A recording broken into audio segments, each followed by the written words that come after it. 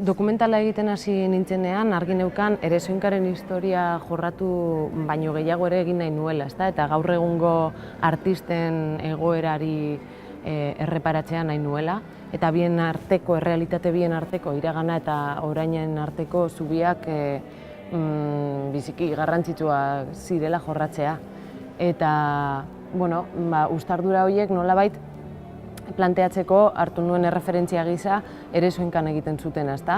Zenbait materia artistiko espektakulo berdinean biltzen zituzten. Nik nire dokumentalean gauza bera egin nahi nuen, eta, bueno, gaur egungo 3 artista dauzkagu, Pablo Ibarluzea, Jon Emiren Agirre eta Marga Berra, bakoitzak antzerkia, dantza eta arte grafikoen munduak dabiltzatenak, eta euren sorkuntza prozesuen bitartez bilatu behar izan ditut Eresoinkaren historiarekin zubia izan zitekeen gakoak, hori bisualki planteatzeko eta iragana eta orainaren arteko bidai hori adierazteko.